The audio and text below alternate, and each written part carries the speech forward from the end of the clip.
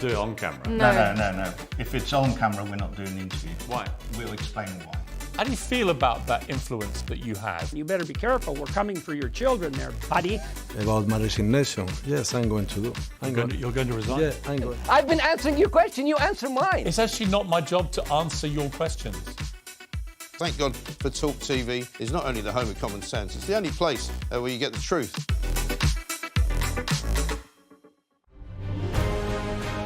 On TV, on radio, and on your smartphone. This is TalkTV. Tonight on Piers Morgan Uncensored, Suella Braverman is sacked after whipping up the mobs who brought shame to our streets. David Cameron is backing government. Has Rishi Sunak taken charge or just buried the Conservatives? We'll debate. Those peaceful Palestine protests were marred by shocking displays of brazen anti-Semitism. I'll talk to Chelsea's co-owner, Jonathan Goldstein, and the former Labour leader, Jeremy Corbyn, who spoke at that march.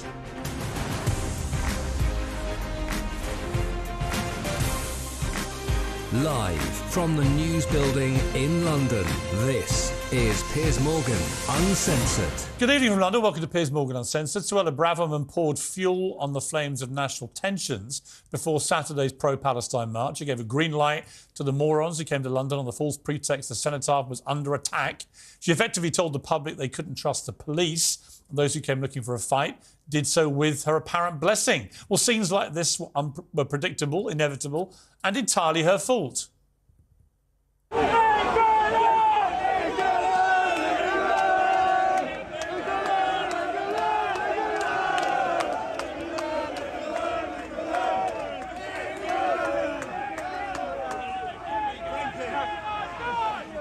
Prime Minister Rishi Sunak has been criticised as weak for letting Braverman get away with repeated outbursts that were specifically engineered to cause controversy. Critics say he's risk-averse, managerial, not a leader, but by sacking Braverman and bringing David Cameron back into government, he certainly changed that narrative. And judging by how enraged Labour supporters are about his return, I'd say they probably fear that it's a rather smart move. But if part of the plan was to overshadow Braverman's sacking, well, bad luck. We won't forget that she abandoned her duty to keep this country safe. She was reckless in the extreme to criticise the police ahead of the most controversial public demonstration in years. She had to go, as I said on this show. But that doesn't mean the police or the pro-Palestine supporters are immune to criticism. Last week, I interviewed Douglas Murray in an exchange that's now been viewed many millions of times around the world. A lot of people focused on this exchange. OK, well, here's a challenge, Piers. If you decided to go on some kind of march and in week one you discovered that you had the BNP along your side calling, for instance, for the murder of all black people, would you not wonder whether or not you should go on week two? And would you not drop out by about week three? I'd have thought so. I would. Well, you asked a very pertinent question, and the answer is yes. As I said, I would. Many thousands of people marched peacefully to support Palestine this weekend. They have every right to do so in a democratic country that's serious about free speech. But let's be clear, among those crowds were some hateful racists and blatant anti-Semites. Many people, again, chanted this. From the river to the sea!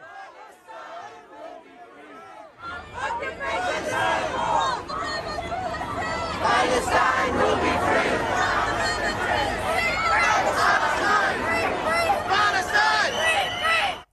That's unacceptable. From the river to the sea calls for the complete eradication of Israel. If there are any doubt about their intent, listen to this guy.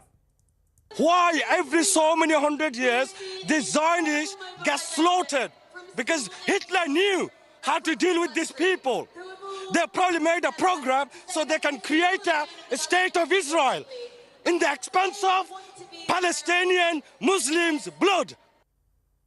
Well, it's disgraceful, isn't it? Among the crowds, there were many offensive placards. This woman marched proudly around with a Star of David mocked up as a swastika. Another sign showed a Jewish snake suffocating the world, a familiar Nazi trope. These men showed up in Hamas headbands. There were many more examples. We've all seen them. Protesters have every right to demonstrate against Israel's response to the terror attacks on October the 7th. I've said that repeatedly. But we can't allow this unfettered anti-Semitism on our streets. Why didn't other protesters step in to prevent this? Why do the police seem to do nothing besides tweeting about it afterwards? I remember when the police stepped in preemptively to arrest Republican protesters who tried to picket the King's coronation. I didn't think that was right at the time, but if they could be capable of doing that on that occasion, Why couldn't they do that to the blatant anti-Semites on this occasion? Some of whom were obviously glorifying terrorists, and that is a crime in this country. Well, I'm joined now by the broadcaster and former editor of the Sunday Times, Andrew Neil. Andrew, so much to talk about, so little time to talk about it, but let me just get your take, first of all, on the bombshell news today, which we thought was going to be Suella Braverman getting fired, but also the extraordinary comeback of David Cameron. What's your response to this?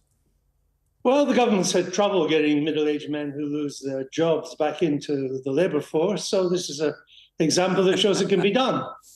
But in addition to that, I think look, the Tory gene pool is pretty depleted. And David Cameron has stature and experience and recognition. He will add to the weight of a cabinet that is pretty lightweight. He brings a wealth of experience in foreign affairs to the job. As Prime Minister, he knows a lot and learned a lot about foreign affairs, because foreign affairs these days is run inside 10 Downing Street, probably even more than it is in the Foreign Office. People, not just foreign ministers around the world will see him, but prime ministers and presidents will see him. So it's a good high-profile appointment for the government. Will it make any difference politically? Is it a game changer? No, it won't, I don't think. It may reassure a few swithering Tories in the blue wall that the government hasn't given up on them, but it isn't going to affect the result of the election. There is no election in British democratic history that has been affected by who the Foreign Secretary is. What about the removal of Suella Braverman? Does that denote that Rishi Sunak, A, wants to instill authority on his cabinet, and she clearly breached that authority, but secondly, that he's moving the party perhaps slightly more to the centre and is not so bothered anymore about appeasing the right wing of the party?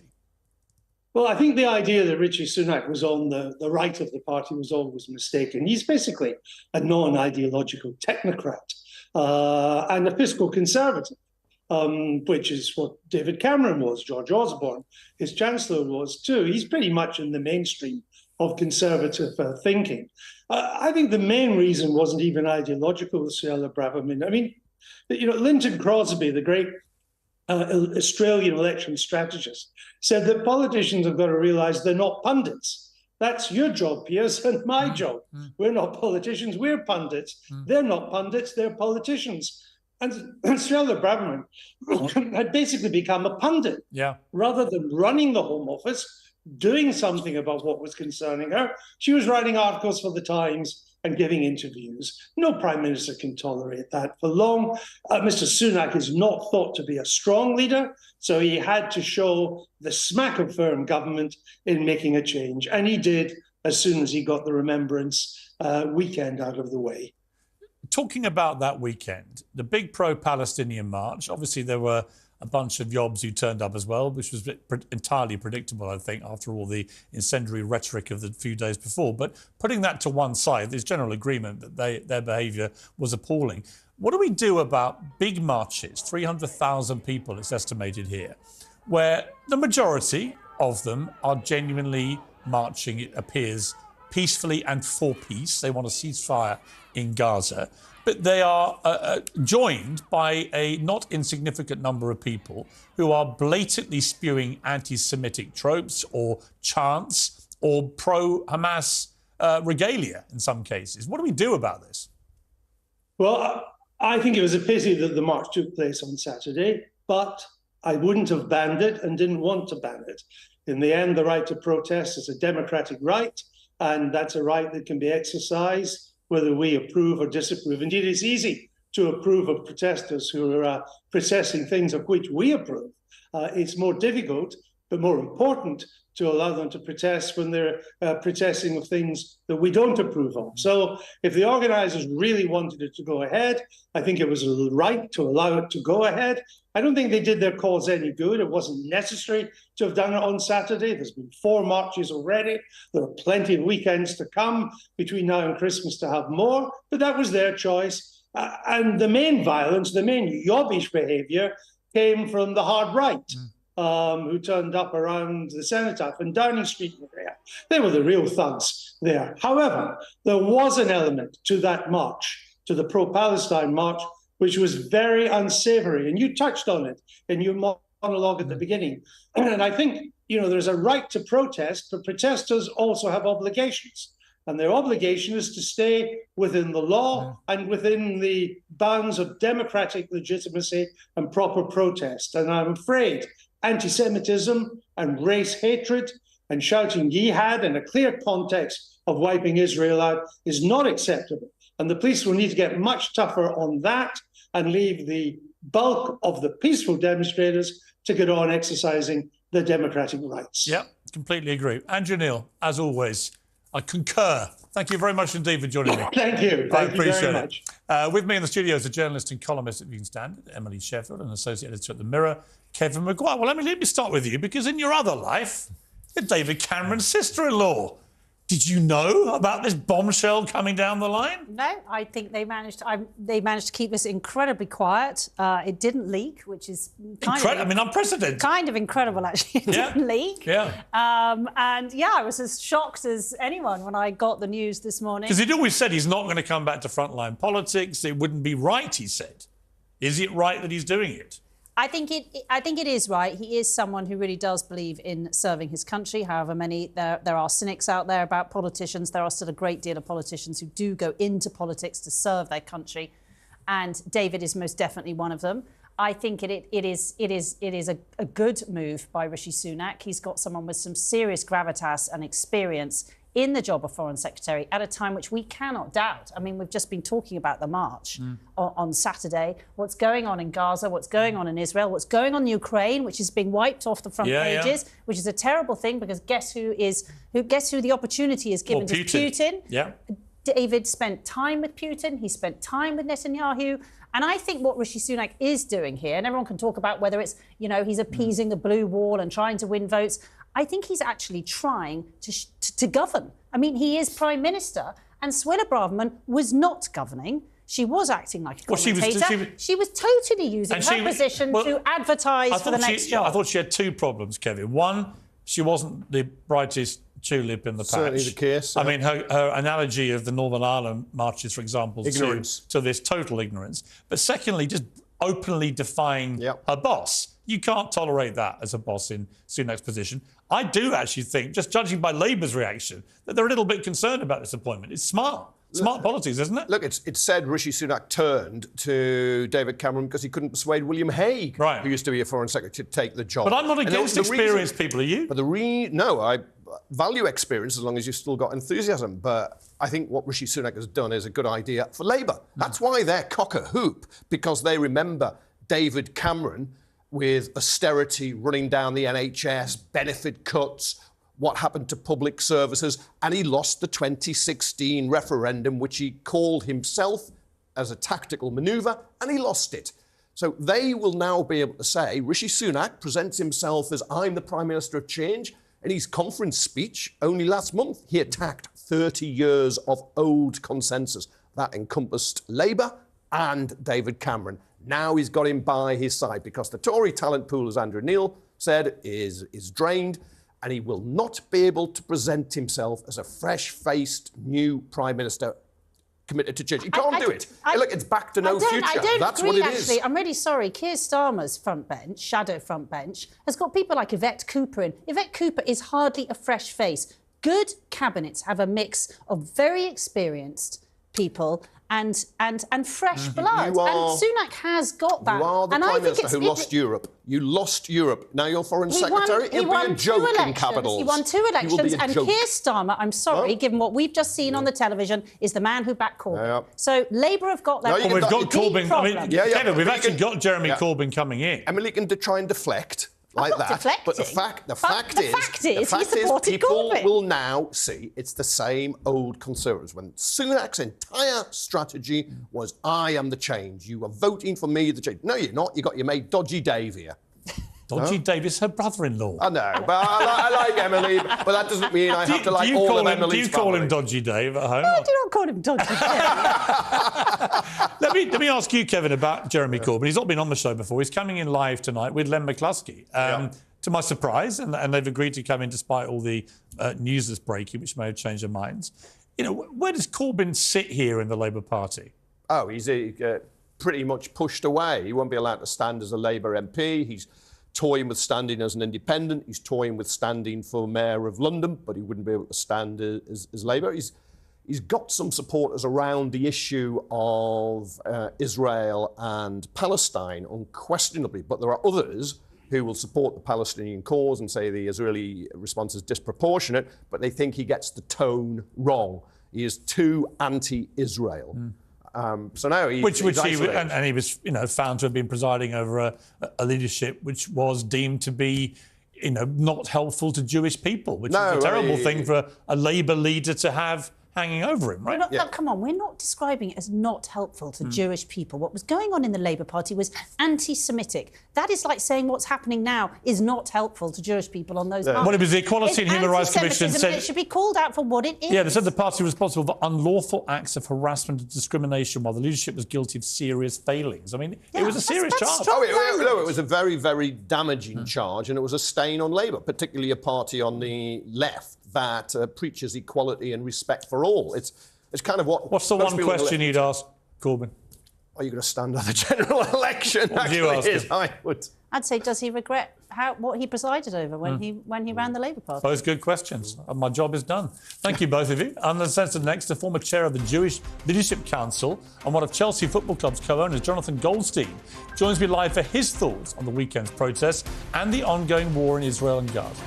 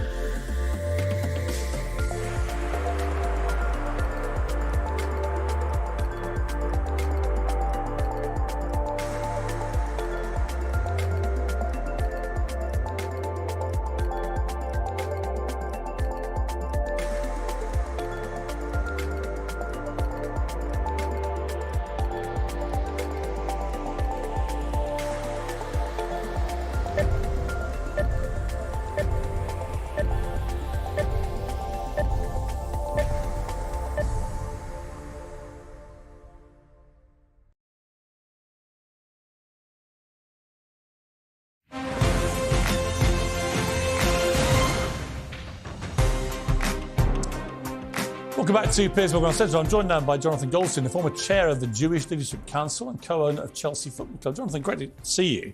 What was your reaction as a member of the Jewish community, a leading member, has done a lot of work for the Jewish community? What did you feel about this march at the weekend? And the marches generally, with the volume of people who are turning up, spewing anti-Semitism. Well, let me start by saying that the far right who turned up on Saturday are no friends of anyone. Right. No one welcomes that. It's hateful. It's absolutely the epitome of everything that no one wants to see in British society. Racism at its forefront. Really, that needs to be condemned by everybody before you start. But in terms of the general rallies, well, obviously they've caused great concern to the Jewish community. Now, I am convinced that there are a significant number of people on those rallies that genuinely want to see a peaceful situation within Israel and with the Palestinians. But I'm afraid that there are a significant number of people encouraged invariably by the leadership of those rallies who are Hamas supporting, who are supporting and espousing hateful and genocidal messages on that rally. And that needs to be condemned. And the reason it continues is because the leadership of those rallies continues to encourage. And when you have somebody happen. like my next guest, Jeremy Corbyn, who's speaking there, but not publicly condemning those people, who are the minority, let's be clear, but he's not publicly condemning them, what would your message to him be? Well, the message is very simple. If it was any other minority in this country, Mr. Corbyn would ensure that they did not feel victimised, they did not feel bullied, they did not feel intimidated, so that the Jewish community does not feel safe going into London during these weekends. Piers, you're a straightforward talking human being. We all know that from the river to the sea, Palestine will be free, where the population of Israel is 10 million, of which 8 million almost are Jewish people, means a land free of Jewish people. It means it can mean nothing else. It is a genocidal message. And the fact that it is being encouraged by the leadership of those rallies creates hate, creates incitement, and creates a great deal of mistrust. I mean, we've seen people concern blatantly saying on camera, through social media, at the march on Saturday, death to the Jews. I mean, it's not ambiguous. It's We've not seen ambiguous. others chanting jihad. That's not ambiguous. And what you'll get from your next guest is a small denunciation. But let's go back to October 7th. Mr. Corbyn failed to condemn, in the days following, the actions of Hamas. He called for many years Hamas his friends. He thought they were peace-loving. The Jewish community has known for decades that these people not just want to kill Israelis, but they want to kill Jews. Now, I was in Israel on the 7th of October. I was there on the day. If I had been there, there would have been no discrimination between me and anybody else. The largest number of hostages, other than Israelis, are Thai workers who are working in farms in the south of Israel. Now, I saw no placard at the rally at the weekend calling for the release of the hostages. No. I saw none.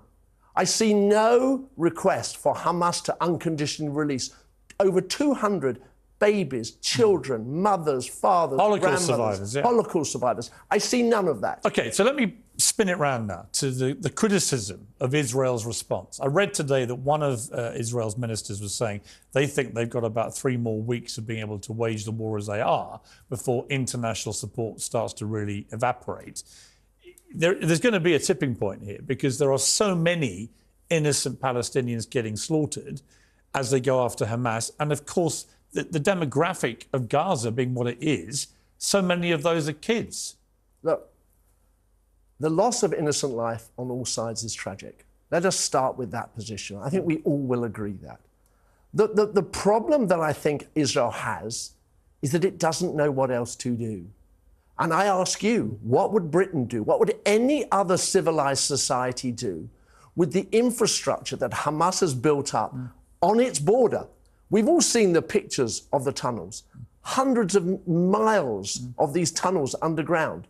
And if it appears to be absolutely true that the main nerve centre of the Hamas leadership is under a hospital. But is there for you, is there a limit to this? Look, I am not on the ground and nor are you, OK? You know people who are, I think. Right, so we are relying upon statistics given by a ministry controlled by terrorists. So let's first of all understand that. But let me also explain something from a very personal perspective. Over 15 years ago, my younger brother, with his wife and 3 children, emigrated to Israel. I have a niece of 19 years old and a nephew in his early 20s serving in the Israeli army. I know these children. I know their contemporaries. They are fighting for the survival of their country. If Hamas was to lay down their weapons, there would be peace. There was an effective peace up until 7th of October. I'm afraid if Israel lays down its weapons, there would be no Israel. And this is the way that this is now being seen by Israel. On the 7th of October, Israel lost control of its state for a number of hours.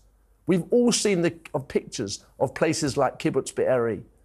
And I'm afraid that Israel has no option than to do its utmost safely as it can, within the confines and regulations of international law, to remove the infrastructure and the leadership of Hamas. When that has happened, we can all hope and pray that that creates a basis for a peaceful coexistence between Israel and the Palestinians. That is what Jews pray for every single day. The major prayer in the Jewish world, 3 times a day, is to pray for peace in the world. And that's what we all hope for, that out of this, we can remove the danger to Israeli society. We can move the danger to Palestinians. Hamas are no friends of the Palestinians, as we've seen. No, they're not. And hopefully lead on to a more peaceful future. Jonathan Goldstein, thank you very much indeed. I appreciate it. Uncensored next, as I said, the former leader of the Labour Party, Jeremy Corbyn, and trade unionist Len McCluskey will be live in the studio.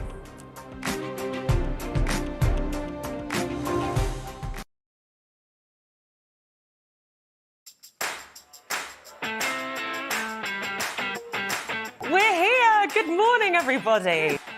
Hope you're well. Thanks for joining us. You're watching the Independent Republic of Mike Graham right here on TalkTV. Welcome to Friday Night with Nadine. Here on Primetime, we like to speak to the business people behind big moments. Good evening, I'm Piers Morgan, Uncensored in New York City. Very impressive. Well played. I'm 3 days into the job. What have I done wrong? Yeah. And your face just stared out at me. Me and you conquer time. Who wins? You. Do you know what I love about Talk today? We do it all. Sunak, Suella, scones. Are you actually speech rating for Rishi Sunak? I'm so rich. Frankly, I'm going to take the side of boozed up Brits against these pompous What, do you mean Spaniards. you're not going to support Mayor Jose No, Luis I am Sanz? not. Stop pandying to the NIMBYs, to the naysayers and the National Society for the Preservation of the Habitat of the Lesser Spotted Newt. The problem lies in the bureaucracy. It's almost like those highly paid consultants don't really know what they're doing. The first thing they teach you in weather school is never confuse dog walkers with doggers. Twitter, you sons of Can you please reinstate my account? Yeah, Thank you. There's a threat that you'd be worried about. So are you saying that you're being overwhelmed, that you're inundated? We are really working hard for you. We're just asking patients to be patient with us. Are we only going to be trusting sources like Meta and Google and Facebook and X, formerly known as Twitter? Where is our unbiased news going to come from? Welcome to the talk. It's really great to be back. My little darlings. Kids think all they have to do is stay at home, be silly, take pictures of everything. Just shut down TikTok then, yeah? Problem solved. Yeah. Problem solved. There you go. Who's fit as a butcher's dog? Him. Oh, right. but he's now middle class. 3 of us here, Tess. I nearly have empathy when I'm speaking to them. I know, you're probably going to boot me up. This is TalkTV.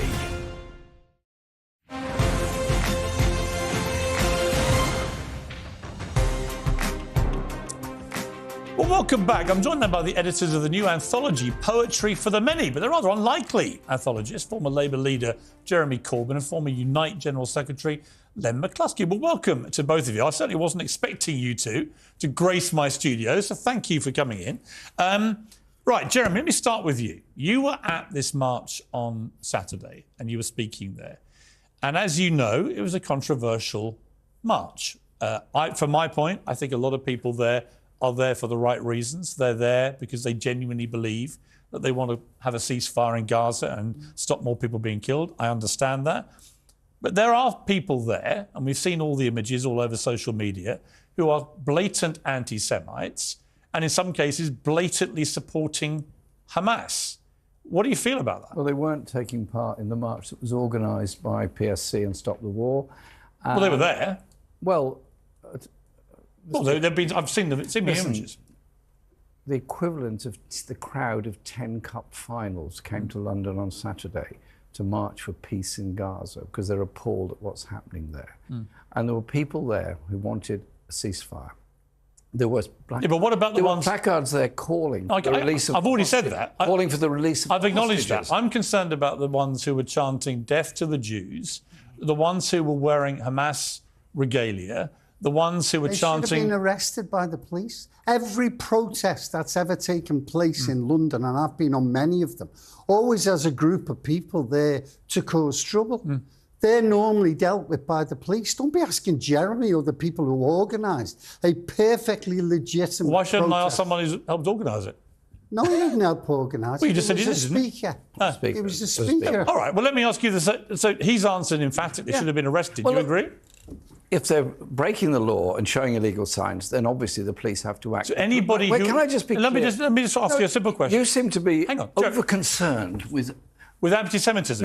No, I did not. Don't put words in my mouth. I didn't say that. What I was about to say was, you seem to be minimising the fact that 800,000 people, one of the very biggest demonstrations in our history... Well... It was 300,000. OK. Well, I'm minimising your description of the size of the crowd, but I'm not minimising, as I said at the... that extends from Battersea to Marble Arch. Yeah, but I said at the start, the majority of people there were for well-intentioned reasons, right? But what do you want, Piers? Do you want us to say that anybody engaged in anti-Semitism we condemn out of hand? Because we've been doing that, both of us, all our lives. No, what was interesting, Len, was that you were emphatic that you said they should all be arrested. Do you, Jeremy, think they should all be arrested? If people have broken the law and the police feel there's a case for it, then of course they can do that, and they did do that in some cases. But I want you to understand the size of this demonstration, the peaceful nature of it, a very large number of Jewish people in the Jewish bloc also carrying placards calling for the release of hostages. This was a cry of all kinds of people, Jewish, Muslim, Hindu, Buddhist, Christian, no question. Everything, calling for an urgent ceasefire. I think the question you should be asking is, why hasn't our government listened to what ordinary people are saying? Well, because they don't agree that there should be a ceasefire. And there are, I think, very arguable points about that, which we're going to come to. The previous guest says you haven't condemned what Hamas did on October the 7th. Have you? Of course I have, on every speech. And do you unreservedly condemn it? At every speech I've made, I've utterly condemned the killing of October the 7th. And it was a taking of innocent life. It was totally wrong under any circumstances. You don't bring back the tragedy of those 1,400 deaths by killing 10,000 people in Gaza. You have to have a process that leads to a ceasefire that hopefully... How do you get... Do you think Hamas should stay in charge of the Palestinians in Gaza? It's not for us to decide who's in charge. What's your opinion? Wait a minute. I'll tell you how to get rid of Hamas, dead easy. Go on. Get the Israeli government to comply with international law, withdraw from the occupied territories, dismantle illegal settlements, and build a viable Palestine, which is the United Nations position, it's the British government's position, it's the American position. Why would that stop Hamas behaving like terrorists? Well, because there would not be a need for Hamas. But what justifies what they did on October the 7th? Nothing justifies it. It was disgraceful. They're a bunch of medieval barbarians. It was disgraceful. Yeah, but they're not going to listen to any reason. It's interesting. Their charter is a nihilistic view of Israel and getting rid of them. It's interesting that you always have on the screens, like many other media, the war between Israel and Hamas. It's not a war between Israel and Hamas. It is. It's between Israel and the Palestinian people. No, but it's not, though. Thousands and thousands. So you agree with thousands of people, women and children, being killed? No, I don't agree with 1,500 being killed on October the 7th. Neither do I. But I do agree. Let me explain what I do agree with. Can I put something Let me explain to you. Can I put something to you? Let me just clarify my position. It might be helpful. Because I've had lots of pro-Palestinian guests on this show, as you may or may not be aware. And you've been very good on... But I tried to be very fair, but I've been consistent about my own opinion. I think after what Hamas did on October the 7th, it is utterly inconceivable that Hamas remain in power in Gaza. Inconceivable. Support Hamas. I'm not a friend of Hamas. I don't agree. You used to call them friends. No, hang on. We did. Karen, let's get this clear. We did say that you were friendly. Piers, can you hang on a second? Let me just... Is that not true? Can I say something very clearly? Yes. Which I've said many times, and I said it on Andrew Marr 2 weeks ago. 10 years ago, I was in a private meeting in the House of Commons with a number of people who were representative of different Palestinian groups. It was an attempt to understand their views and to bring people together. For a short time, a person who was related to Hamas left the room. And I said, in a collegiate, a friendly and appropriate way, as you would at any meeting, where's our friend from Hamas gone? Right. That's all I said. And that... So you called Hamas friends? No. Oh, come on. Oh, come on. Piers. You just admitted How many times have you sat in a meeting and called somebody a friend? I wouldn't say my friends from the IRA. I wouldn't say my friend from ISIS. I wouldn't say my friend from Al Qaeda. Look, you said my friend from Hamas. No, you might have changed, Jeremy. You might have changed your mind. No, Piers, which you're perfectly entitled to do. Piers, and my understanding is you do now regret what you said. You are obsessed with tittle-tattle of politics of something that happens 10 years ago. Why don't you instead concentrate on this? You think people supporting Hamas is tittle-tattle? Let me finish. Give me a chance. Really? Yeah, give me a chance. Let me finish. How do you think people in Palestine feel under occupation? How do you think it's like, what it's like growing how they feel. Growing up with a soldier outside your house? How do you feel? How would you feel if your land was being taken and settlement put in? How would you feel if your children were being bombed in a hospital? Can I answer? Yeah, please. OK. I had a Palestinian doctor on here a few days ago who'd lost over 30 members of his family. Yeah. Right, he grew up on the Jabili refugee camp. Yeah. His parents were displaced in 1948, and they ended up in the refugee camp, where he then lost 3 of his daughters were killed in an Israeli strike on a home he finally got for himself. He then emigrated and has now been nominated for the Nobel Peace Prize. He was in tears at this desk in that seat. So I don't need to be told. I've said that the way that Israel is able, even today, to turn the tap on of water and energy and fuel into Gaza is wrong. Palestinians should have the same human rights as people in Israel. Exactly. I'm unequivocal about that. But I'm also unequivocal in my head that Hamas has to go. And so the question for you, Len, and for you, Jeremy, but the question is, if Israel doesn't do it like they're doing it, how do they get rid of Hamas? I've just give you the answer. A terror group. Hang on, Len. No, Piers. I give you the answer before. And I'm going to ask you a question. Okay. Do you condemn the Israeli government for the occupied settlements that are growing and have been growing for decades and are against international law? Do you condemn that? Yes. Fine. Then the best way to get rid of any extremism that exists in nations and groups is to comply with international law and make certain that Palestine is given a viable... And I'll finish with this question. Go on. If we all believe in a two-state solution, why doesn't our government recognise the state of Palestine? Why do they only recognise the state of Israel? I think you can only have a two-state... hypocrisy at its highest level. You can only have a two-state solution, but in this particular part of this very long conflict, you have a situation where Hamas now represents an existential threat to Israel. And they've repeated it last week. Their spokesman from Hamas repeatedly said, when he was challenged, we want to do this again and again and again and again. Let me ask Jeremy a question. Come on, Look, I want to come back to this thing about what do you do with Hamas? Do you keep them in power? Israel is claiming it is... not from him. Yeah, he agrees with the Israeli government. No, you wouldn't answer. I said, would you keep Hamas in power? You wouldn't answer. They wouldn't be in power. Can you not speak for him? It's not a puppet show. It's not a puppet show, Len. It's not a puppet show. He's allowed to answer for himself. Of course he is. Well, let him answer. The reality is... Let him answer, Len. Don't talk for Jeremy Corbyn. All you want to do is bully people. Who am I bullying? You're bullying constantly. There's 2 of you. OK. Piers. One's run a party in the country. One's run a major union. Are you really feeling bullied, Len McCluskey? Do me a favour. I'm not. Do me a bloody favour. Do me a bloody favour. I'm not. Let me come back to Jeremy Corbyn, if I may, without you speaking for him. Can I put it this way? Would you get rid of Hamas? Can I say something? You can answer my question. No, can I say something? Would you get rid of Hamas? Listen, can I say yes something? or no? Thank you. Can I say something? Thank you. Israel claiming it is conducting legitimate self-defence. Where is legitimate self-defence pre-ordering the bombing of a hospital, knowing there are children in it? Where is legitimate self-defense? You've heard their argument about a that. school? They believe that Hamas, and this has been corroborated, by the way, by everyone from 10,000 Bill people Clinton. have died. Bill Clinton is on the record as saying that, this is years ago, he's on the record as saying that Hamas 5, 6, 7 years ago, in fact, you know what, let's listen to him say it himself. Here. Hamas is really smart. When they decide to rocket Israel, they insinuate themselves into hospitals, into schools, into highly populous areas. I killed myself to give the Palestinians a state.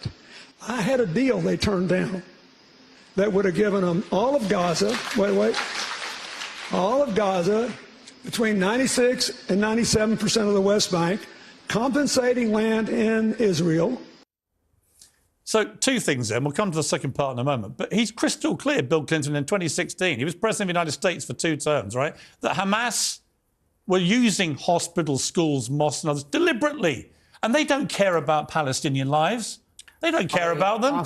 They knew when they did what they did on October the 7th, there was going to be a massive reaction by Israel. They knew thousands of innocent Palestinians would die. They don't care about their people. So my question for you, Jeremy, which you haven't answered, Jeremy, there are and I want you to answer. Dead already. I know. How many more are there going to be before this is over? How many more wholly innocent Palestinian children are going to be killed because of Israeli military policy? Answer my question. A ceasefire means a ceasefire. That's why we're calling it on both sides. Right. Would you have said ceasefire, as this is the Israeli argument back at you, would you have said ceasefire to the Allied forces in World War II against the Nazis when they went after cities like Dresden and killed tens of thousands of people in one night? Would you have said ceasefire, or would you have said you keep going until you finish and defeat the enemy? That's their argument, that they're at war with a group that wants to remove Israel completely and kill every Jew they can get their hands on. Now, I've asked you repeatedly, without I want you to wishing to rehearse everything in the Second World War, I think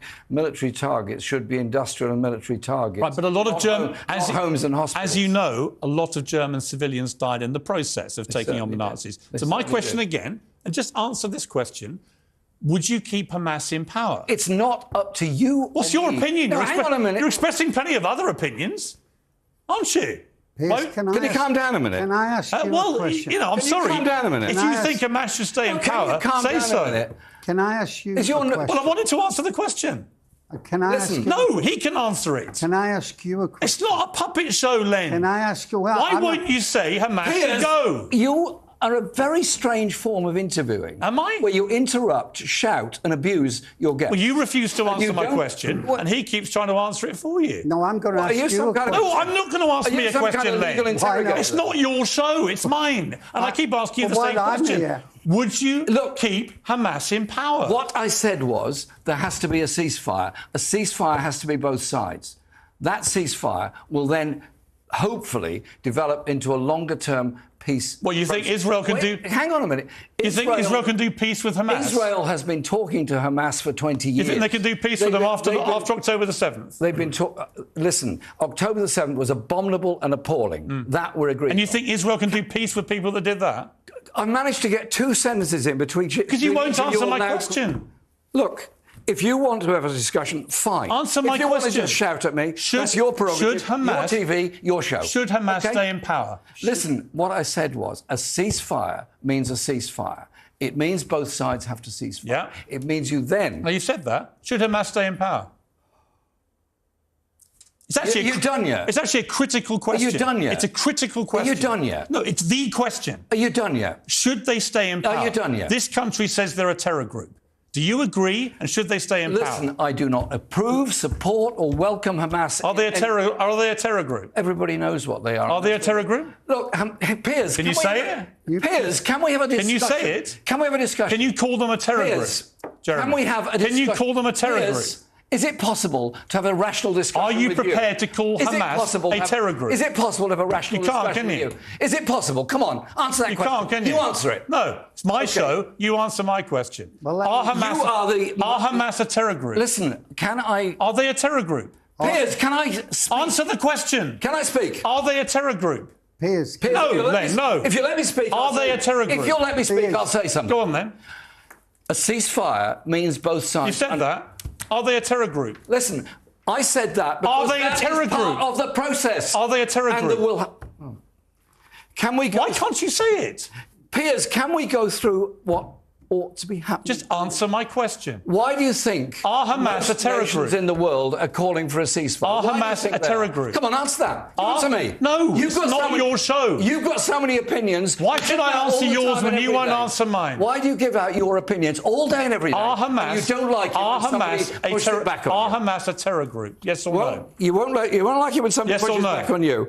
What I've said is, I've asked you two questions: should Hamas stay in power, and are they a terror group? You're refusing to answer either of them. That is very telling. And you wonder. It's not very telling. And you wonder why people think you had a problem with Jewish people. At all. Right? What is very telling is your inability to keep quiet for 30 seconds to allow anybody to answer a question. On my show, I ask people questions. You shout at people. Normally, they answer them. You shout at people. No, only when they won't answer the question. No, you shout at people all the time. You've deliberately not answered my question. Piers, I've explained to you how to get rid of Hamas. Are they a terror group, Len? Of course. The terror. Thank you. Why can't you say that? Hang on. You've answered it. And should they stay in power, Len? But do you... Should they stay in power? No, they won't be in power. No, do you believe they should? They won't be in... Do you believe they should? They won't be in power. Do you believe they should? They won't... I don't believe... OK, so you've answered my questions. I believe... It's not that difficult to say Hamas should go and they're a terror group. Why can't you, Jeremy Corbyn, answer the questions? Ask something about the behaviour of the Israeli army and the Israeli government. Why can't you say that? Why can't you have a discussion about how a ceasefire would come about? Why can't you have a discussion about a process for the future? Because you know why, Jeremy? Which brings about a peace for everybody because in the when region. And it does not mean that the people of Gaza support Hamas. When I repeatedly ask you, are Hamas a terror organisation and should they stay in power? And you are simply incapable of saying that they're a terror group and they shouldn't stay in power. People will draw their own conclusions. They'll draw their own conclusions. How do you stop? Anyway, let me conclude with this. You've done a book on poetry. Which we gave you a copy of. Poetry for the Many. I appreciate it. Thank you very much. Wonderful poetry from wonderful people, encouraging the working classes to embrace and enjoy culture, poetry and music for the many. I love poetry. We can agree on that. Good. Thank you very much. Goodbye. OK, Uncensored next. Douglas Murray joins me live from Tel Aviv.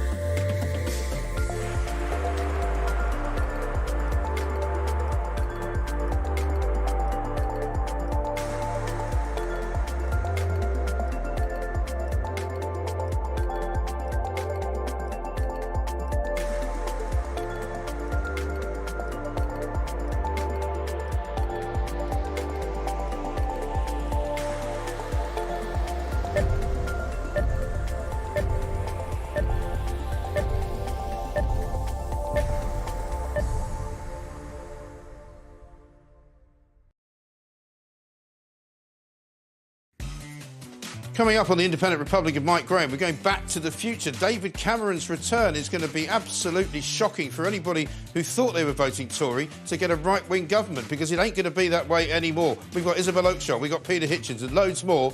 Join us after 9 p.m.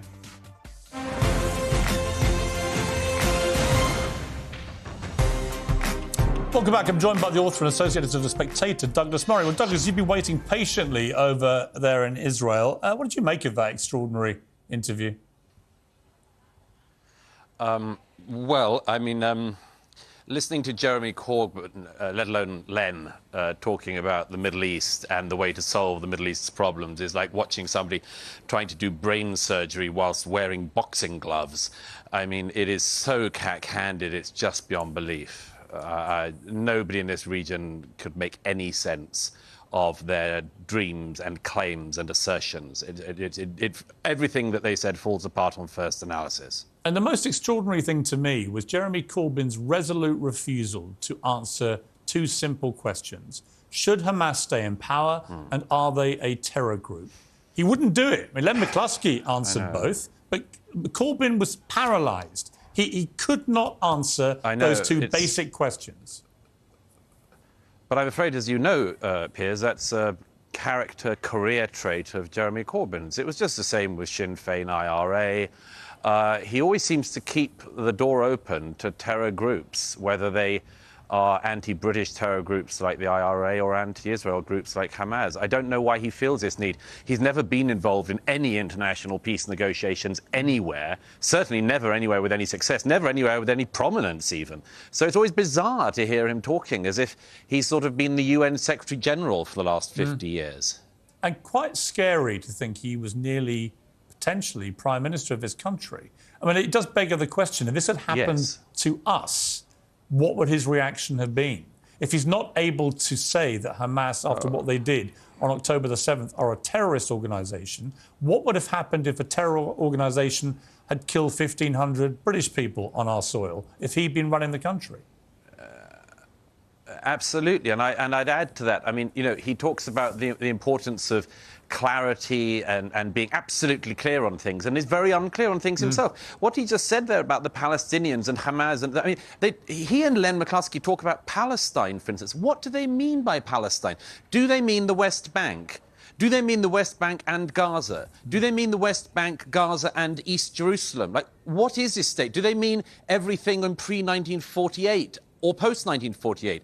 They never say. They just talk about this non-existent state that still doesn't exist because for decade after decade, people like them have supported the worst possible elements and have encouraged them in this delusion that Israel can be disappeared. It's not going to be disappeared. And yet this delusion is encouraged, among other things, among some people in the Palestinian leadership, which is why when they're offered 99% of a state, as they have been time and time again, they say no, because 99% isn't 100%. Well, that clip I found of Bill Clinton from a few years ago was very telling, both in his description of what Hamas do, which they're now doing, and also in the fact that he had a great settlement there, and Arafat at the last minute screwed him, just walked away.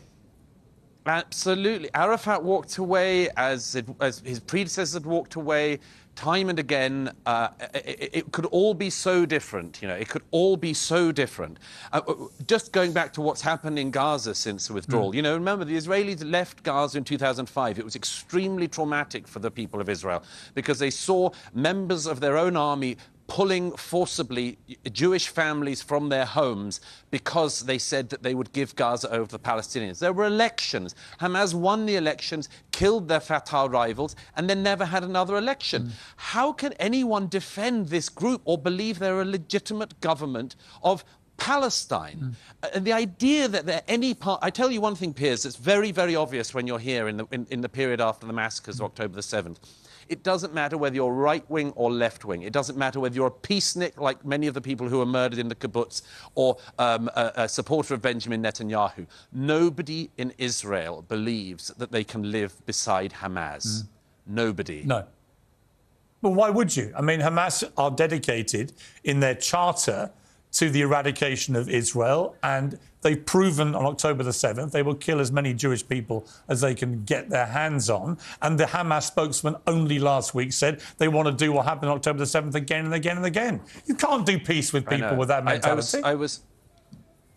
I was at one of the trauma hospitals earlier speaking to some survivors of the October attacks. I was very struck particularly by one man in his, I suppose, 40s, 50s. He and his family hid in their safe room, but they didn't lock safe rooms. They couldn't lock because they were for bombs, not for Hamas terrorists coming door to door. His daughter managed to survive. He lost both his legs. He lost his wife, died in front of him and his daughter, and he lost his 14-year-old son. And after this man described what happened when his boy breathed his last, he said, look, I'm a leftist. I've always been a leftist. Douglas, just hold your thought. These people. We're just going to come off air on the show, but we're going to carry on this for our YouTube. So 1 second, just stay with me. Keep it uncensored. We're going to keep with Douglas Murray. We're going to be live on our YouTube channel now. Keep following. I'll come back to Douglas.